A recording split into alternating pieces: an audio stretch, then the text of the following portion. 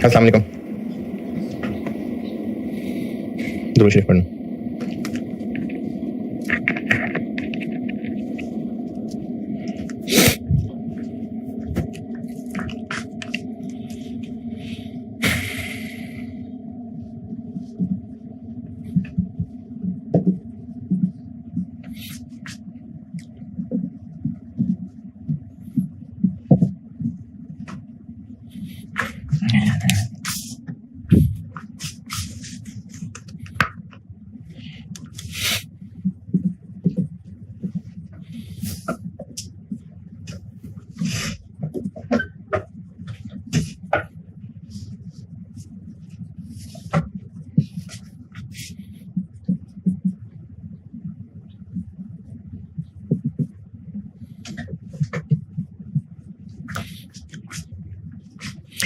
Acquisition date पे ये मैं आपको अगली एडजस्टमेंट बताने लगा। एक्विजिशन डेट पे पिछली दफा लास्ट क्या किया था? यूआरपी है ना? हाँ, उसमें वो आखिरी एक डब्बा रह गया था जो मैंने कहा था समझाता हूँ, आप पहले एक सवाल पढ़ लें। हाँ, पहले वो समझाता हूँ। आखिरी डब्बे पे आए, यूआरपी के एडजस्टमेंट नंबर 3 बता रहा था। उसमें आखिर में एक ग्रे कलर का डब्बा बनाया मैंने, उसको खोले।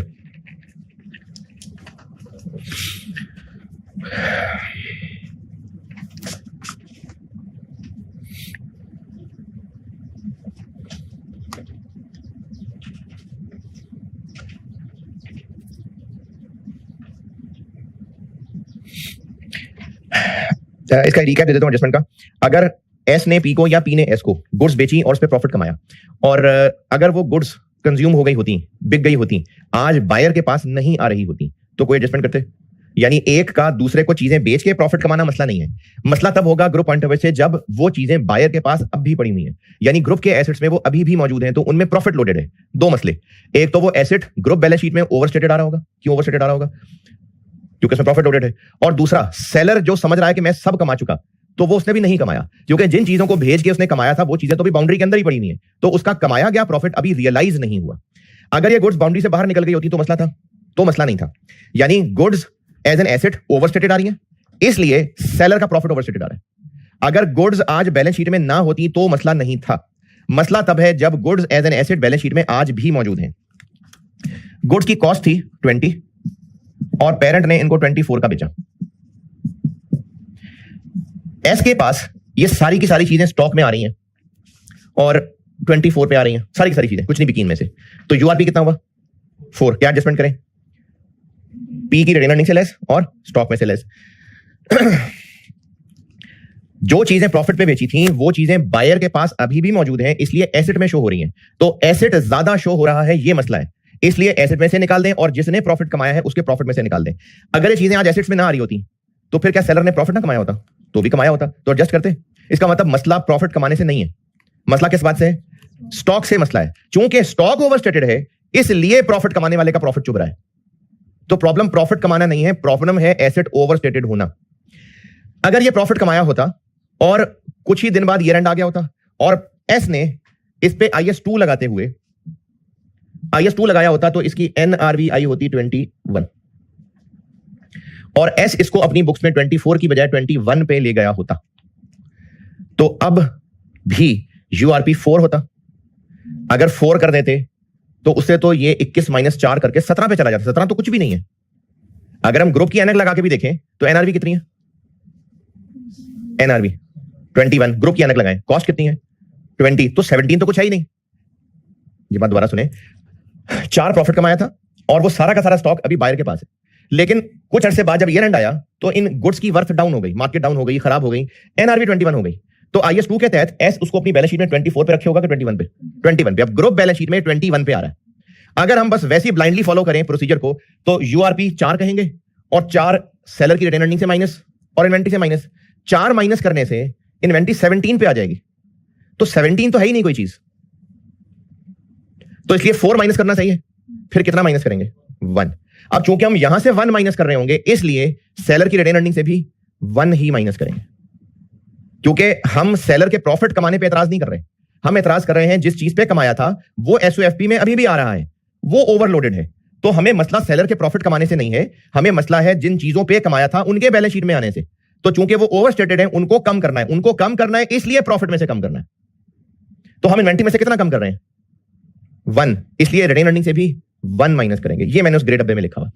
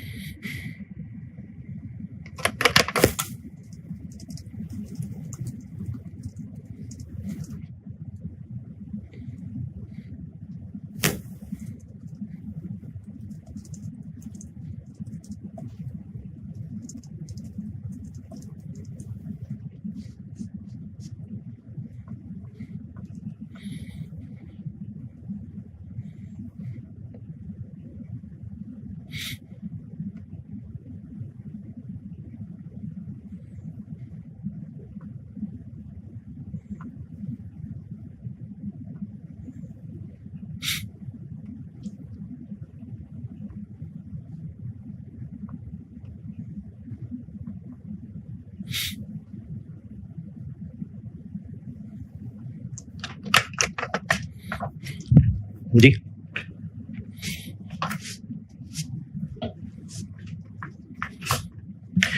चलें, अगली एडजस्टमेंट बताता हूं।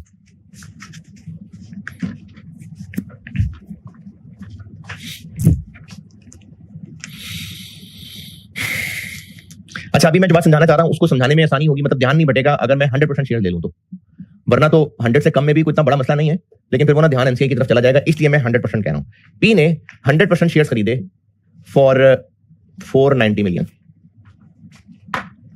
जितना अब तक सीखा, गुड कितनी, पेरेंट ने कितने पैसे दिए? 490। और उस वक्त एस के नेट एसेट्स कितने थे? कैपिटल था 200 और की थे, अब मैंने रिजर्व्स क्या दिए, वो अदर रिजर्व, रिटेन अर्निंग सब 240, तो 440 और गुडविल आ गई 50। पेरेंट क्यों ज्यादा पैसे पे कर रहा है? अच्छे नाम की वजह से। और ये है नेट एसेट्स, मतलब एसेट्स माइनस लायबिलिटीज। ये इंश्योर करने के लिए कि क्या वाकई ही गुडविल के ही पैसे हैं, कोई और चक्कर तो नहीं है, ये इंश्योर करने के लिए मैं आपको सिर्फ एक कहानी बना के एक बात बता रहा हूं, ठीक है? वो सिर्फ आपको एक बात समझाना चाह रहा हूं कि क्या पैसे गुडविल के ही हैं। एस के सारे लोग अपने शेयर्स बेच रहे हैं, कितने के? 490 के। ये लोग अब ओनर्स नहीं रहेंगे, ये अपना सारा हक पी को बेच चुके, अब ये ओनर्स नहीं रहे, और उनको बदले में क्या मिल गया? 490 कैश।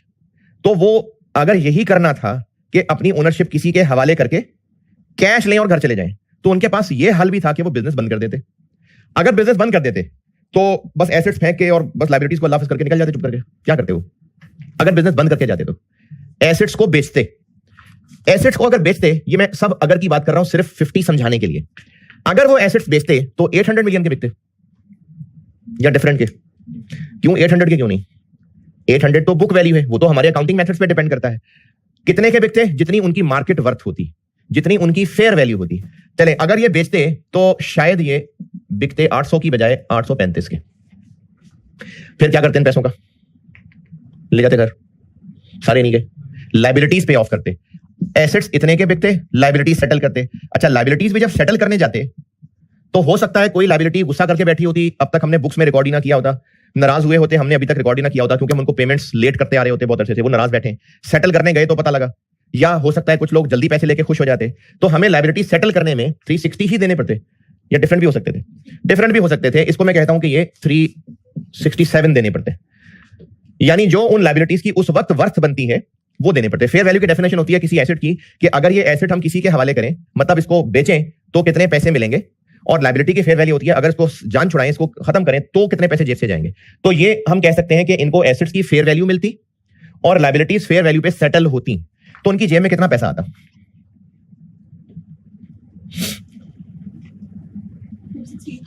468। अगर वो बिजनेस बंद करके, मकसद तो कंपनी से जान छुड़ा के कैश लेके घर जाना है ना, अगर वो बिजनेस बंद करके भी घर जाते तो 468 कैश तो उनके हाथ में आता। इसका मतलब है कि अगर कंपनी का अच्छा नाम ना भी हो तो फिर भी इनको कम से कम कितने रुपए में शेयर्स बेचने चाहिए थे?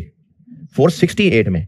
तो अगर इनको कम से कम 468 में बेचने चाहिए थे, लेकिन गुडविल की वजह से ज्यादा में बेच रहे हैं, तो असल में फिर गुडविल का पैसा कितना हुआ?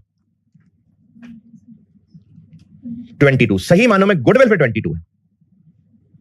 तो अगर एस के पुराने मालिक अपने शेयर्स बेचने की बजाय वैसे ही बिजनेस बंद कर देते तो भी तो उनको कम से कम इतने पैसे मिलते, तो अगर गुडविल हो तो वो उससे ऊपर जाएंगे। तो इसका मतलब गुडविल सही मानों में 50 नहीं है, 22 है। अब हमें इस वर्किंग में फिर कुछ करना पड़ेगा ताकि गुडविल सही निकले। यहां तक ओके? अच्छा, अब इसका दूसरा इफेक्ट तो फिर बात पूरी करता हूं।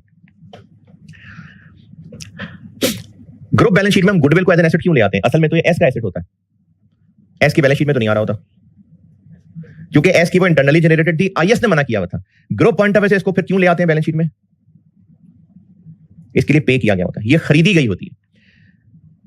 पेरेंट 490 दे रहा है, तो अगर ये 490 दे रहा है, और अभी मैं आपको ये समझा पाया कि 490 असल में वो इसलिए दे रहा है कि एसेट्स के लिए वो 835 दे रहा था, लायबिलिटीज की वैल्यू वो इतनी लगा रहा था, और गुडविल के इतने लगा रहा था, तो 490 दिए हैं। देखें, जब पेरेंट शेयर्स खरीद रहे होंगे और एस के लोग अपने शेयर्स बेच रहे होंगे, तो वो बैलेंस शीट को देख के थोड़ी बेचेंगे। दोनों को पता होगा कि एस के एसेट्स कितनी वर्थ के हैं, दोनों को इस बात का पता होगा। तो पेरेंट 22 वाली बात समझा सका हूं ना, 22। तो अगर पेरेंट 22 गुडविल के नाम पे दे रहा है, तो फिर वो 490 किस लिए दे रहा है? इसलिए कि वो एसेट्स इतनी वर्थ के समझ रहे हैं, लायबिलिटीज इतनी वर्थ की समझ रहे हैं, गुडविल इतनी वर्थ की समझ रहे हैं, तभी 490 दे रहे हैं। तो जब ग्रुप की नजर से देखेंगे तो पेरेंट ने उन एसेट्स के लिए इतना पे किया है। अच्छा, पे वैसे तो शेयर्स के लिए किया है, लेकिन शेयर्स मतलब नेट एसेट्स। तो पेरेंट ने जब 490 तय किया होगा तो अंदर खाते उनको पता होगा कि 490 ऐसे बना है।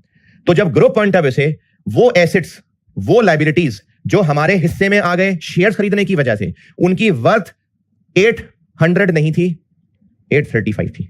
वो लायबिलिटीज जो हमारे हिस्से में आ गई, उनकी वर्थ 360 नहीं थी, 367 थी। तो अब यहां से ऑनवर्ड हम इनको वेलकम करेंगे। यानी ग्रुप पॉइंट ऑफ व्यू से जब कंसोलिडेशन करनी है तो ग्रुप की नजर में ये एसेट्स 800 के नहीं है, 835। पी प्लस एस 800 नहीं, 835 होना चाहिए। लायबिलिटीज 360 की नहीं है, 367 की है। तो तीन बातें मैंने अब की हैं। एक, गुडविल की एडजस्टमेंट में कुछ हमें ऐसा करना पड़ेगा कि सही गुडविल 50 की बजाय 22 आ जाए। दूसरी बात मैंने ये की है कि अगर हम 490 दे रहे हैं तो इसका मतलब है हम इस बात को समझते हैं कि एसेट्स की वर्थ 800 नहीं, 835 है। और तीसरी बात, हम इस बात को समझते हैं कि लायबिलिटीज की वर्थ 360 नहीं, 367 है। तो हमें अब कुछ ऐसी एडजस्टमेंट बनानी पड़ेगी कि एसेट्स 800 की बजाय 835 पे आके कंसोलिडेट हो, लायबिलिटीज 360 की बजाय 367 पे कंसोलिडेट हो, और गुडविल 22 नजर आ जाए। तो इस एडजस्टमेंट फिर ये बनी कि एक्विजिशन डेट पे एसेट्स की कैरिंग अमाउंट कितनी, फेयर वैल्यू कितनी, 835। तो एक्विजिशन डेट पे एसेट्स की फेयर वैल्यू 35 ज्यादा है कि कम है? तो एसेट्स की वैल्यू ज्यादा होना एक गेन टाइप चीज है, लॉस गेन। तो अगर उस वक्त एसेट्स की वर्थ ज्यादा थी तो इसका मतलब उस वक्त इक्विटी भी फिर ज्यादा थी।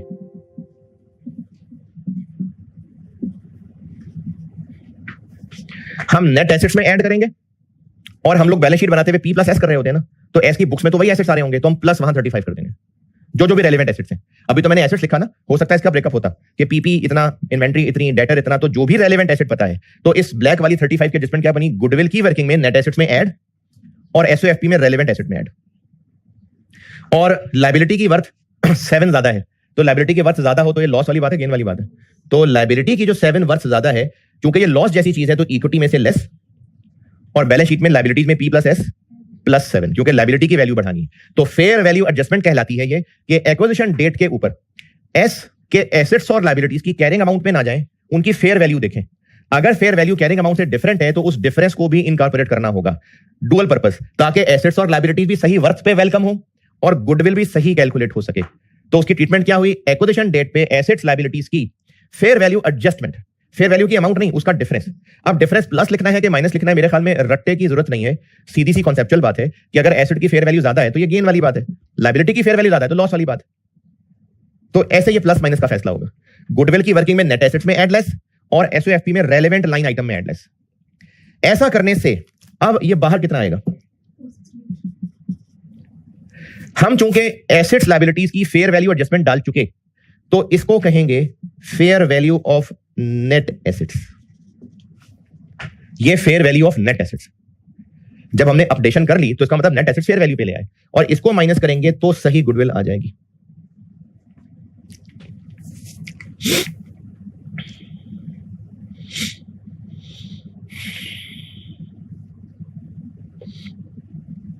अच्छा, मैं ना थोड़ी एडजस्टमेंट बड़ी करके समझा रहा हूं, एक बार जरा बड़ी सी चीज समझ लें, फिर उसके बाद सवाल पे आते हैं।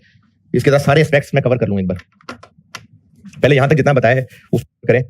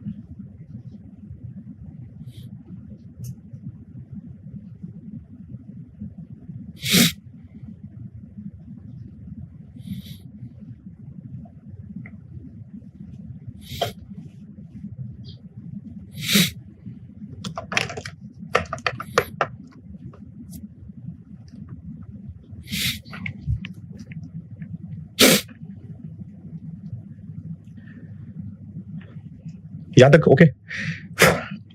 अगर ये जो एक्विजिशन डेट पे एसेट्स मौजूद थे, इस बात को 2-3 साल गुजर गए और आज भी मौजूद है, तो एस ने क्या अपनी बुक्स में उस 800 को 85 कर लिया था? नहीं, वो तो वही 800 पे चल रहा होगा। और अगर ये डेप्रिशिएबल एसेट्स है तो वो तो वहीं से ऑनवर्ड चल रहा होगा। जब हम गुडविल की वर्किंग में ये काम कर रहे हैं, इसका मतलब हम कह रहे हैं ग्रुप की नजर में वो एसेट्स 800 नहीं 835 के थे, लायबिलिटीज 360 नहीं 367 की थी, तो ही गुडविल 22 थी।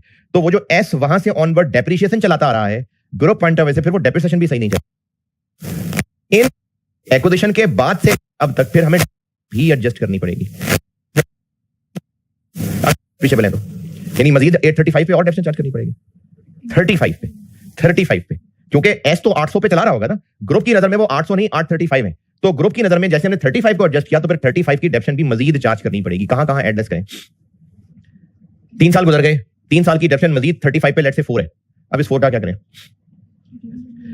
किसकी रिटेन अर्निंग में से लेस करें? किसकी एसेट्स हैं ये? एस के पी के? एस के। तो एस वाले रिटेन अर्निंग के कॉलम से लेस और रेलेवेंट पीपी से लेस। कितने अर्से की डेप्शन? एक्विजिशन से लेके ईयर एंड तक की। तो अब एक कंप्लीट पिक्चर ये हुई कि एक्विजिशन डेट पर जितने एसेट्स लायबिलिटीज मौजूद थे उनकी फेयर वैल्यू एडजस्टमेंट तो करनी ही है। फेयर वैल्यू एडजस्टमेंट करनी है। फेयर वैल्यू एडजस्टमेंट करनी है यानी उन पे उस वक्त कैरिंग अमाउंट फेयर वैल्यू का जो फर्क था वो गुडविल की वर्किंग में एडजस्ट करना है और इस आइटम में एसओएफपी में जाके एडजस्ट करना है ताकि सही गुडविल निकले।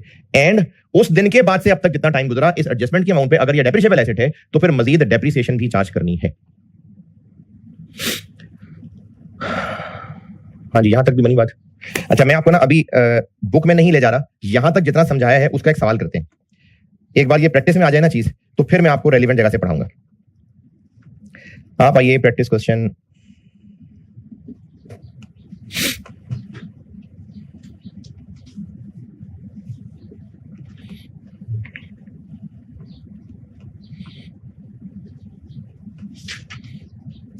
6 पे, प्रैक्टिस क्वेश्चन 6 पे पढ़ लीजिए, मैं करता हूं।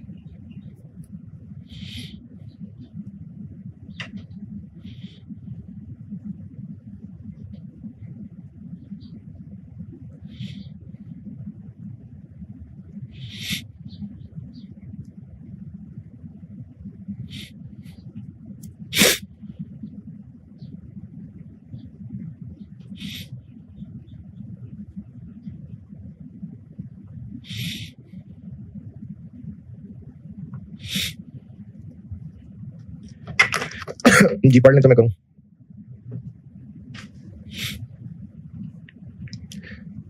जी चल, प्रैक्टिस क्वेश्चन 6 करता हूं बोर्ड पे।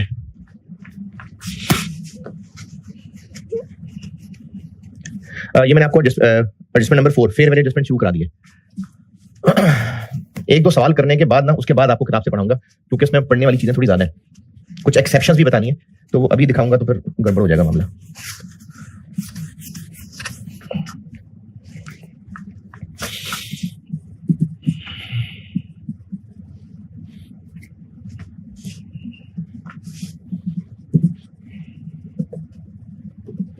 जी क्या क्या है?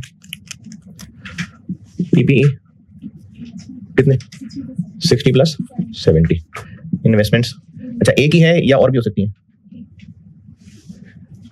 आपको ना सवाल में क्लियरली पता चल जाया करेगा, इतना बड़ा मसला होगा नहीं। ये चूंकि मैंने खुद बनाए हुए सवाल हैं, जो प्रैक्टिस क्वेश्चन है, तो उनमें कहीं ना कहीं ड्राफ्टिंग की कमजोरी रह सकती है, वरना असल सवाल में पता चल जाया करता है कि ये पेरेंट की एस में इन्वेस्टमेंट है, कहीं और भी है कोई। अब पेरेंट ने एस में कितनी इन्वेस्टमेंट की है, अदर इन्फॉर्मेशन में कहीं लिखा है? नहीं, कितने रुपए नहीं लिखा। एसओएफपी में बस इन्वेस्टमेंट लिखा है पी के कॉलम में, तो यही होगी, यानी 38,000 ही दिए होंगे फिर, तो इसलिए इन्वेस्टमेंट फिर कोई और नहीं है, तो इन्वेस्टमेंट नहीं है। और कोई नॉन करंट एसेट नहीं। गुडविल हो सकती है, लेकिन चूंकि नेगेटिव भी हो सकती है, तो वही अंग्रेजी नहीं लिखते और 2-3 लाइनें छोड़ लिया करेंगे, कुछ नई चीजें भी आ सकती हैं। करंट एसेट्स, करंट एसेट्स में क्या है जी? 12 प्लस 15, आगे डेटर्स 21 प्लस 13, आगे कैश 5 प्लस 7।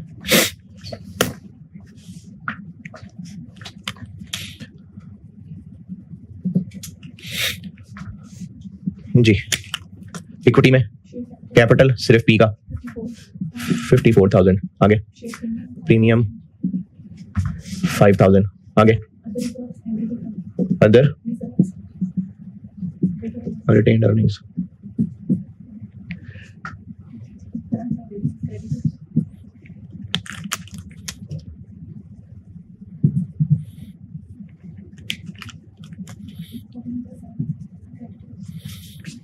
जी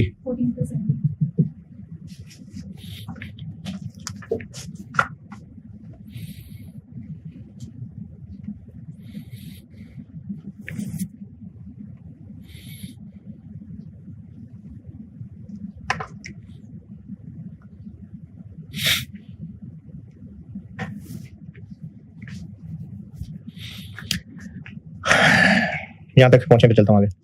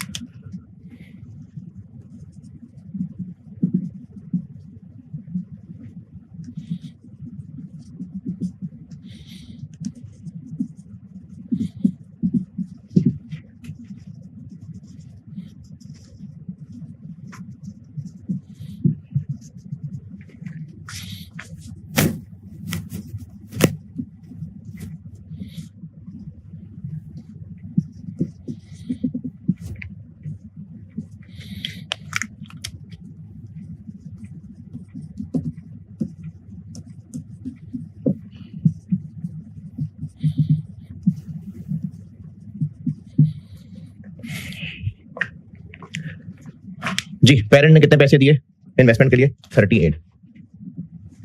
एनसीआई फेयर वैल्यू पे है कि प्रोपोर्शनेट पे? एनसीआई के पास शेयर कितनी है? एनसीआई की फेयर वैल्यू 18 पर शेयर। और कितने शेयर्स एनसीआई के पास रह गए हैं? एस के टोटल शेयर्स कितने हैं? 3600। हमने कितने ले लिए? तो उनके पास कितने रह गए?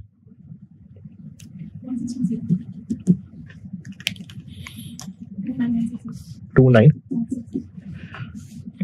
एस का कैपिटल 36,000, प्रीमियम नहीं है, अदर रिजर्व्स उस वक्त रिटेन अर्निंग।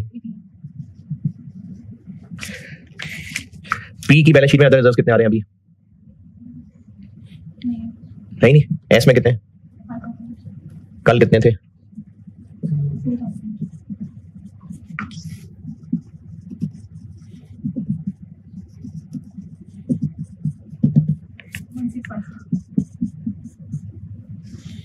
आज रिटेन अर्निंग कितनी है? एस की कितनी है? कल कितनी थी? चले यहां तक पहुंचे। ये मैंने अभी सिर्फ एसओएफपी की फिगर्स डाली हैं, अभी मैंने एसओएफपी की फिगर्स एसओएफपी में फैलाई हैं और इन वर्किंग्स में डाली। और हाँ, ये चूंकि आसानी से था तो यहाँ गया, मतलब बाकी एडजस्टमेंट्स में नहीं किया मैंने। अभी जो बेसिक प्रोसीजर सीखा था अभी वो किया है, अब एडजस्टमेंट्स पे आने लगा हूं। यहां तक पहुंच जाए, उधर ही रहना, यहां तक पहुंच जाए, फिर मैं एक एक करके एडजस्टमेंट बताता हूं।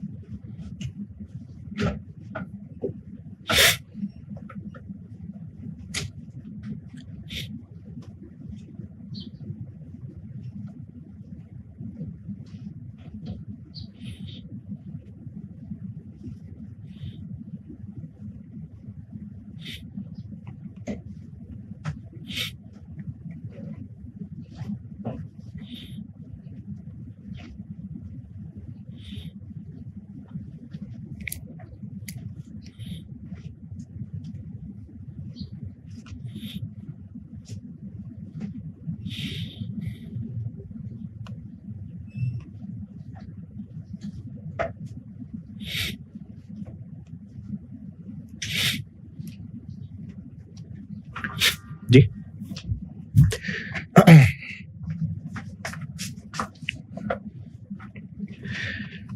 Point number 1 done. Point number 2, acquisition date पे fair value of net asset 60,000 थी। ये जो अभी मैं मिसाल समझा रहा था, तो 460 की बजाय मैंने 440 की जगह 468 लिखा था, तो उसको फेयर वैल्यू कहा था। तो fair value of net asset 60,000 है, और जो एडजस्टमेंट है फेयर वैल्यू वो एक प्लांट एंड मशीनरी से रिलेटेड है, यानी हमें इसका टोटल बता दिया कि 60,000 है, और जो डिफरेंस है कितना, ये प्लांट एंड मशीनरी से रिलेटेड है।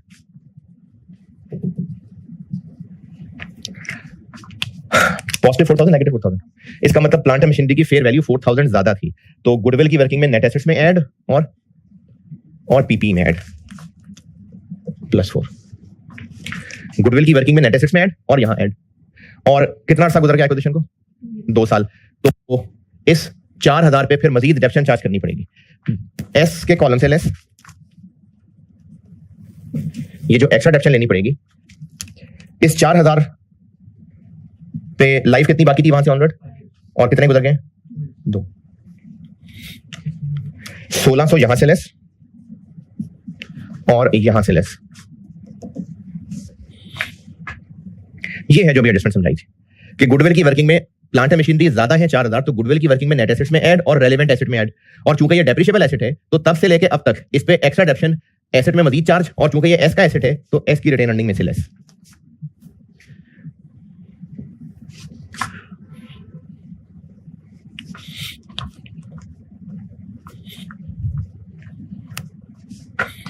ये मैंने पॉइंट नंबर 2 किया है।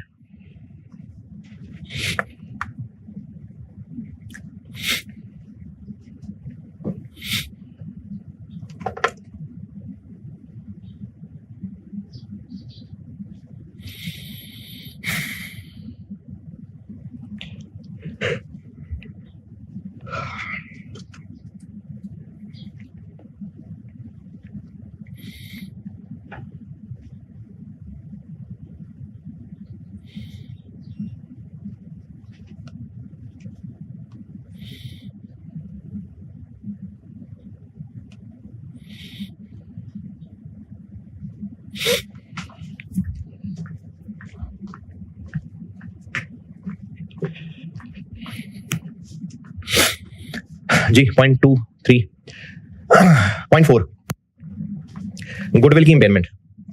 तो इस इंपेयरमेंट को गुडविल में से लेस, और किस कॉलम से लेस, एनसीआई फेयर वैल्यू पे है तो एस में से लेस। कि यहां से क्यों लेस, अच्छा जी,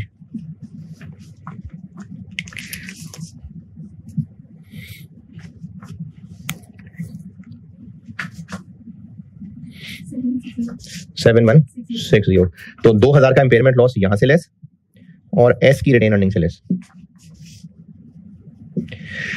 लॉजिक मैंने ये बताई थी कि एनसीआई अगर प्रोपोर्शनेट शेयर पे होती तो गुडविल इससे कम आती या ज्यादा कम आती, और वो गुडविल सिर्फ वो अमाउंट शो कर रही होती जो पेरेंट ने ज्यादा पैसे दिए होते।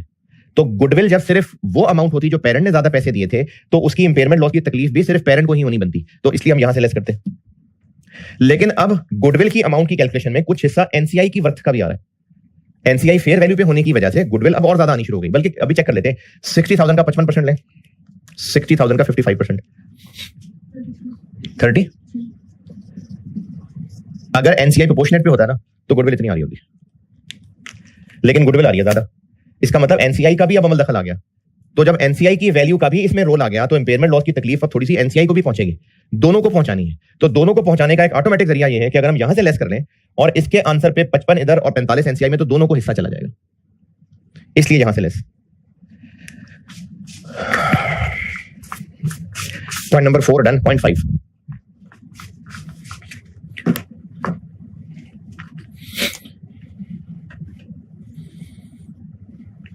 जी पॉइंट नंबर 5। पॉइंट नंबर 5 में बताया हुआ है कि पीएस को पूरा साल चीजें बेचता रहा है 20% मार्कअप पे। मार्कअप फॉलोइंग इंफॉर्मेशन उनकी बुक से उठाई है। पी की बुक्स के मुताबिक उसने पूरे साल में टोटल 35,000 रुपीज की सेल्स की है एस को, जबकि एस की बुक्स के मुताबिक उसने पूरे साल में 32,000 की चीजें खरीदी। तो दोनों में फर्क क्यों है? इसके नीचे लिखा हुआ है सम गुड्स ईयर एंड पे बेची थी और वो गुड्स चूंकि एस को मिली नहीं थी इसलिए रिकॉर्ड नहीं की। तो गुड्स एंड ट्रांजिट कितनी की हुई फिर? 3,000 की। तो गुड्स एंड ट्रांजिट रास्ते में है लेकिन हमें पता चल गया है तो हम पहुंचा देते हैं। तो गुड्स एंड ट्रांजिट 3,000 की हैं तो हम खुद ही पहुंचा देते हैं इन्वेंट्री डेबिट और creditors credit. Inventory debit creditors credit, 3,000 की चीजें हमने खुद पहुंचा दी बायर तक। Inventory debit creditor credit. तो ये 35,000 और 32,000 का मसला तो यहां से 3,000 से पता चल गया, वो तो मसला हल हो गया। पेरेंट कह रहा है कि मैंने एस से 7,000 लेने हैं और एस कह रहा है मैंने पेरेंट को 8,000 देने हैं। तो इंटर कंपनी बैलेंस में फर्क आ गया, तो हमें पहले इस फर्क को भी ठीक करना है। पी कह रहा है कि मैंने एस से लेने हैं 7,000 और एस कह रहा है कि मैंने पी को देने हैं 8,000। अच्छा, ये तो पहले की बात है।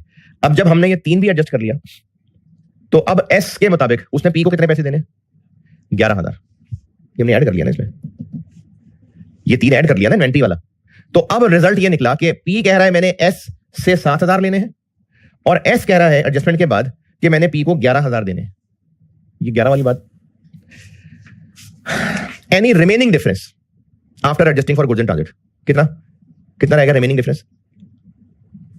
11,000 और 7,000 4,000 is due to double recording by P in respect of उसको एस से पैसे मिले थे।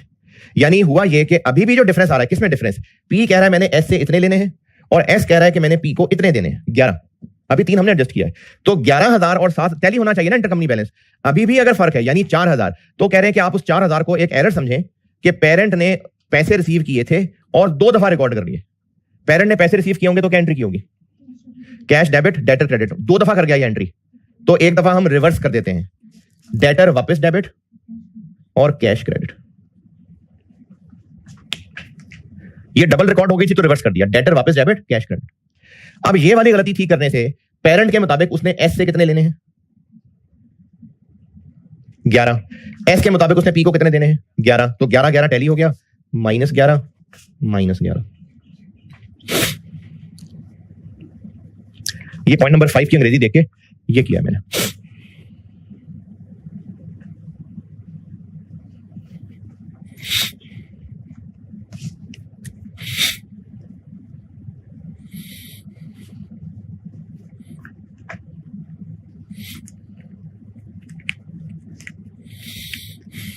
जी जनाब, और बस सवाल खत्म, अब समेट लेते हैं, ब्रैकेट बंद।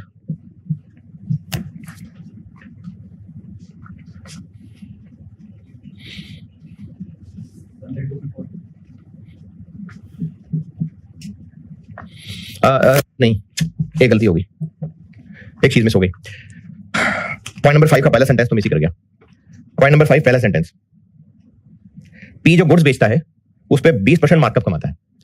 पेरेंट ने जितनी चीजें एस को बेची हुई, क्या उनमें से एस की इन्वेंट्री में अभी तक आ रही है? कुछ कहीं बताया 0.5 में, कहीं बताया नहीं, लेकिन ये तो अभी हमने डाली है,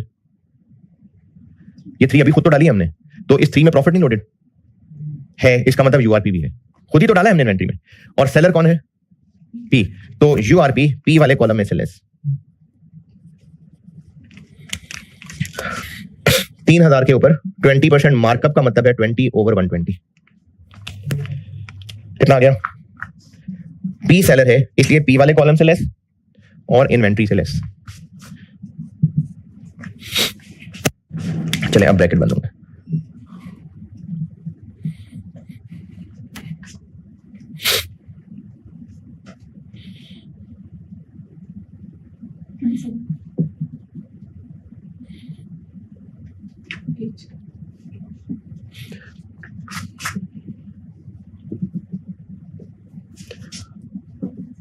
जी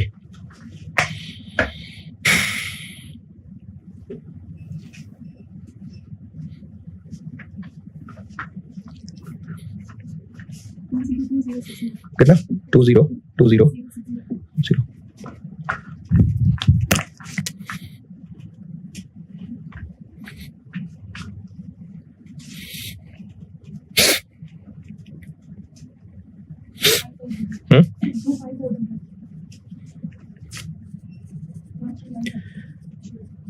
इसका 55% और पी वाले कॉलम का टोटल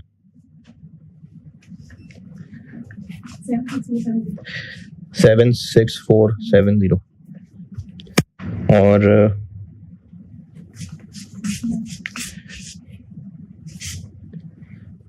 एनसीआई एक्विजिशन पे वैल्यू है इसकी 29,160, अदर रिजर्व्स में 3000 का 45 1350 और रिटेन अर्निंग पे 25,400 का 45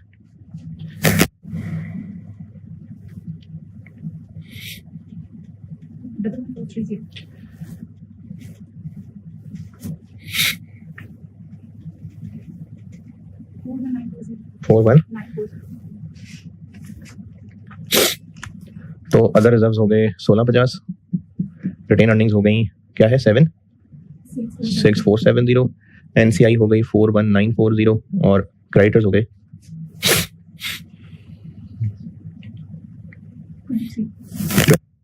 3।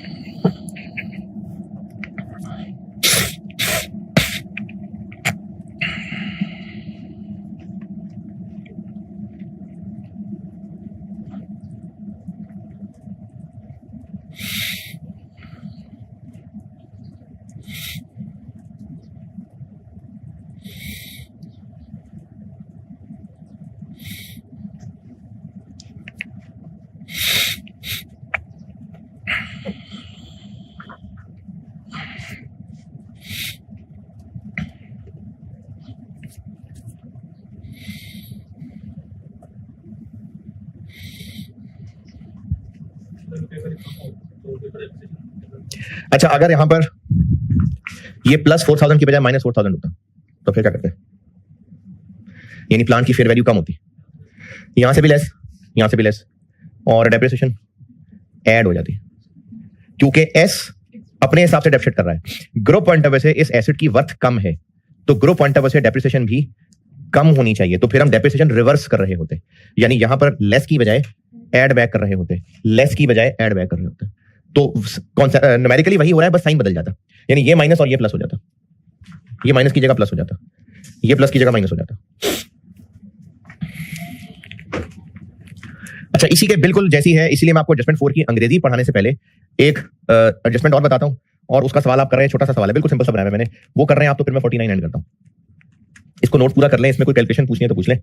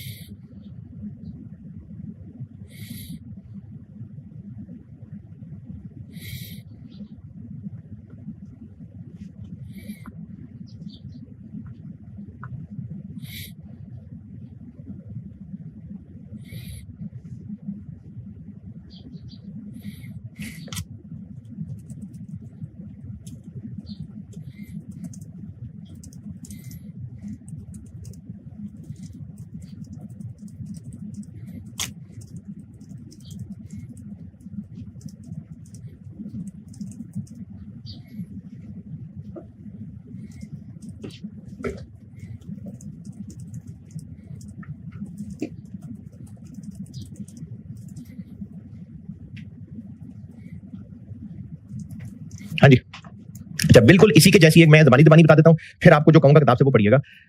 एस के ना बैलेंस शीट में गुडविल क्यों नहीं आ रही थी? है तो ये एस का अच्छा नाम, क्योंकि IAS 38 ने मना किया हुआ था, तो फिर ग्रुप बैलेंस शीट में क्यों ले आए? क्योंकि इसके लिए पैसे पे किए हैं।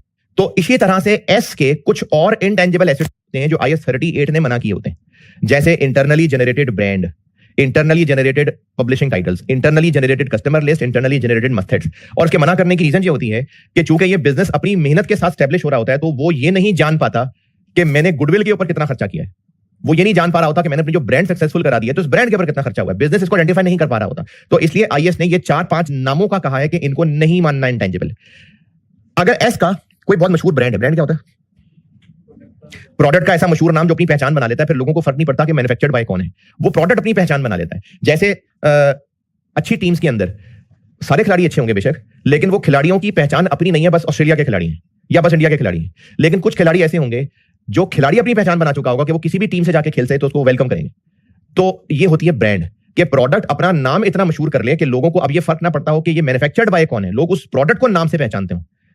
जैसे कुछ मेडिसिन हैं, तो उन मेडिसिन के नाम अगर नहीं मशहूर हो ना, तो लोग देखेंगे अच्छा मैन्युफैक्चर्ड बाय GSK, हाँ ये अच्छी दवाई होगी, एबट है अच्छी दवाई होगी। लेकिन कुछ दवाइयों के नाम ऐसे हैं, वो नाम इतने मशहूर हो गए हैं कि अगर वो जाली दवाइयां भी बिकना शुरू हो जाएंगी कोई और मैन्युफैक्चर्ड बाय, तो लोग भी खरीदने को तैयार हो जाएंगे, क्योंकि वो प्रोडक्ट का नाम मशहूर हो चुका है। जैसे पैनाडोल मैन्युफैक्चर्ड बाय कौन है?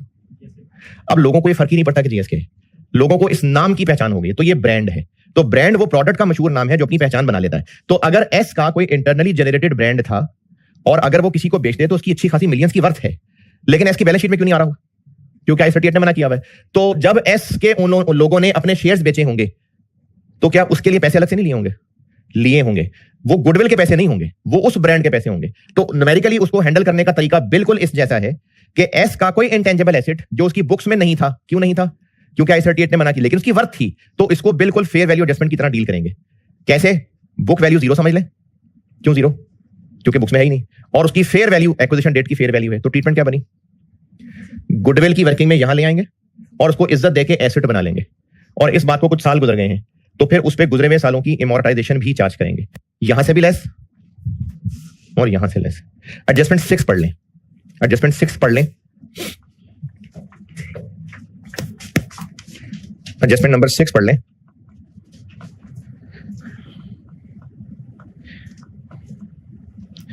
ये मैंने एक वर्ड इसलिए स्पेसिफिकली मेंशन किया हुआ है क्योंकि ये पास्ट पेपर में भी आया हुआ है, IAS में वर्ड भी लिखा हुआ है, असेंबल्ड वर्कफोर्स। एडजस्टमेंट 6 की सारी अंग्रेजी पढ़िएगा।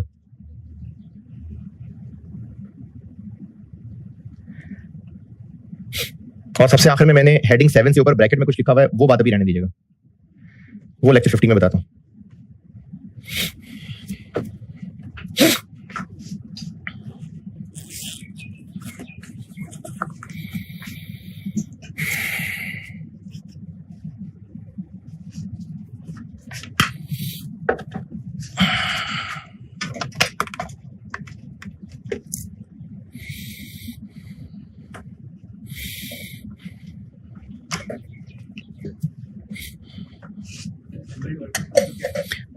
एक पूरी टीम बन गई हमारे पास, टीम बहुत अच्छी थी, हमारे पास टीम बहुत अच्छी है, तो उस टीम को हमको एसेट नहीं कह सकते।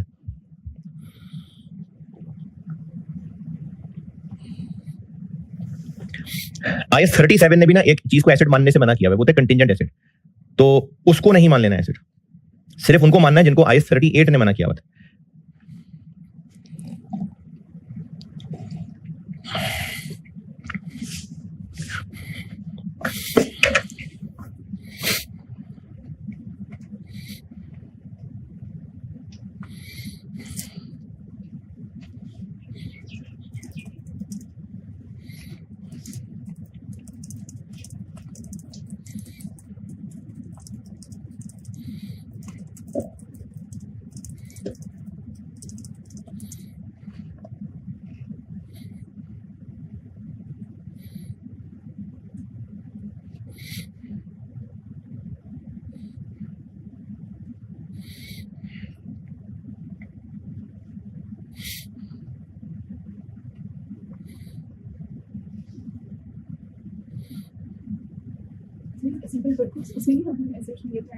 दोबारा बोलिए। उसमें किसमें? नहीं, असेंबल्ड वर्कफोर्स ब्रांड नहीं है। असेंबल्ड वर्कफोर्स आप समझ लें हमारी टीम बहुत अच्छी है। देखिए ये जो इंटरनली जेनरेटेड ब्रांड प्रोडक्ट का मशहूर नाम है, ये आइडेंटिफाइबल सेपरेबल होता है। अगर ये परचेज्ड होता ना तो फिर एसेट माना जा रहा होता है इसको। लेकिन इंटरनली जनरेटेड, ये जो IS 38 ने 4 नाम मैंने बोले ना, कस्टमर लिस्ट, ब्रांड, मस्टहेड और पब्लिशिंग टाइटल, ये 4 नाम IS में मेंशन है। ऑल्दो के लिखा हुआ है सिमिलर अदर आइटम्स, लेकिन ये 4 नाम मेंशन है। ब्रांड, कस्टमर लिस्ट समझ लें कस्टमर्स का डेटाबेस, पब्लिशिंग टाइटल्स और मस्टहेड्स। पब्लिशिंग टाइटल आप समझ लें जैसे ये जो मैगजीन्स वगैरह होते हैं ना, तो अब जैसे कोई ये अच्छा ये भी इन्हीं का मैगजीन है, ये भी इन्हीं की किताब है, ये तो बहुत रिलायबल सोर्स है। तो इन नामों में से अगर ये इंटरनली जनरेटेड है तो IS 38 ने मना किया, अगर ये परचेज होते तो मना ना किया होता। अब चूंकि पेरेंट इनके पैसे दे रहा होगा इसलिए इनको ग्रुप बैलेंस शीट में जगह मिल रही है। तो असेंबल्ड वर्कफोर्स तो IS 38 ने भी ये नहीं कहा होता कि ये कोई एसेट है। ये तो हमारी एक टीम है जो अच्छे कॉम्बिनेशन से काम कर रही है, तो उस टीम को हम एसेट नहीं कभी भी कह पाते। ये जो आखिर में लिखा ना, ये बात मैंने कहा भी रहने दे। हाँ, ये आप बिल्कुल 7 के ऊपर मैंने कहा था ना, तो ये बात अभी रहने दे। मैं आपको अभी एडजस्टमेंट 4 पूरी नहीं पढ़ाई ना, तो उसके बाद ये बात समझा सकूंगा। चलें, छोटा सा सवाल बनाया मैंने, इसमें कोई खास एडजस्टमेंट नहीं डाली, सिर्फ यही वाली डाली है, प्रैक्टिस क्वेश्चन 8। लिख के कर दें तो लिख के कर दें, अगर कैलकुलेशन करके बस ज़बानी देखना है तो बेशक ज़बानी देख लें। प्रैक्टिस क्वेश्चन 8 कर दें।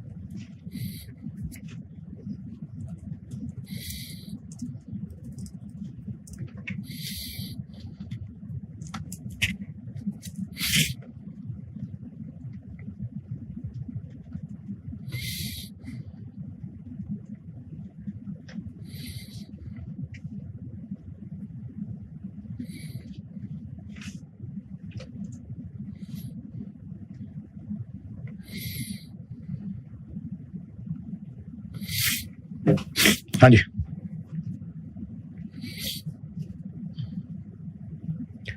ओके, चलो ठीक है, 49 बस।